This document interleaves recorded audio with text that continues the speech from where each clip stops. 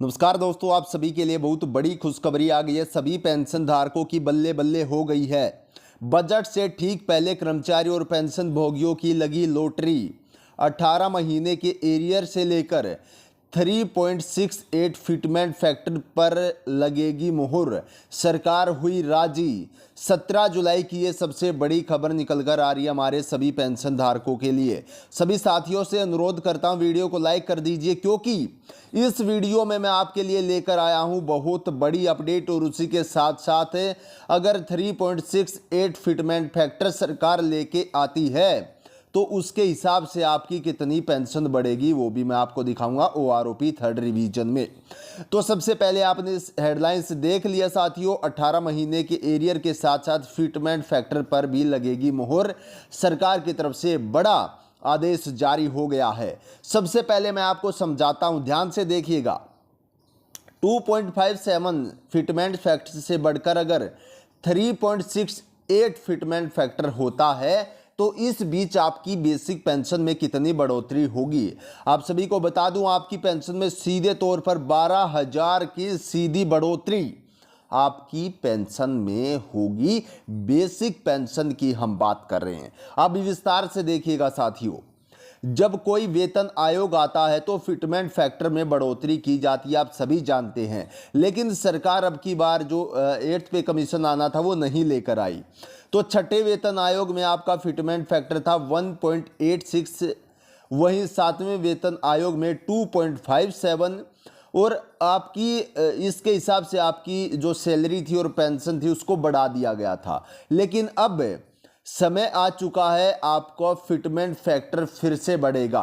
Fitment factor 3.68 होने से आपकी न्यूनतम बेसिक 26,000 हो जाएगी और न्यूनतम पेंशन 21,000 जो हो जाएगी। इस प्रकार से आपको सीधा 12,000 की सीधी बढ़ोतरी देखने को मिलने वाली है।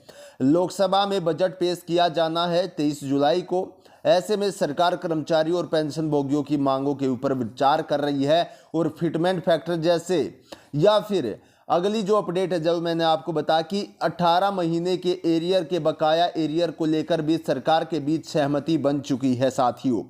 आपको एरियर के माध्यम से 80,000 से लेकर 2 लाख तक रुपए आपके खाते में आएंगे, जो आपका 18 महीने का एरियर रोक लिया गया था। कब से कब तक ये एरियर रोका गया था और किन किन पेंशन धारकों का रुका था वो आप अभी देख लेना। 1 जनवरी 2020 से लेकर 30 जून 2021 तक का डीए फ्रीज किया गया था। ऐसे में कुल 18 महीने हो जाते तो इस प्रकार से देखा जाए तो कर्मचारियों के खाते में 80,000 से 2 लाख तक आएंगे। 1 जनवरी 2020 से लेकर 30 जून 2020 तक कुल महंगाई भत्ता 21% हुआ था, लेकिन सरकार ने 17% के हिसाब से इसका भुगतान किया। वहीं 1 जुलाई 2024 से लेकर 31 दिसंबर 2020 तक कुल महंगाई भत्ता 24% हुआ था, लेकिन सरकार ने 17% के हिसाब से भुगतान किया। वहीं जनवरी 2021 से लेकर 30 जून 2021 तक कुल महंगाई भत्ता 28% हो गया था, लेकिन सरकार ने 17% के हिसाब से इसका भुगतान किया। ऐसे में सरकार ने करोड़ों रुपए भी बचाए थे। अब जब देश की आर्थिक स्थिति ठीक हो गई है तो इस समय पर डीए सरकार देने जा रही है और 18 महीने का एरियर आपको खाते में क्रेडिट किया जाएगा। उसके साथ जो तीसरी सबसे बड़ी अपडेट है फिटमेंट फैक्टर की, ओआरओपी रिवीजन 3.68 फिटमेंट फैक्टर की बात करते हैं साथियों। ये रैंक दी गई है, सिपाही हो गया, नायक हो गया, हवलदार हो गया, नायब सूबेदार हो गया, सूबेदार हो गया, इसी प्रकार से सभी रैंकें हैं।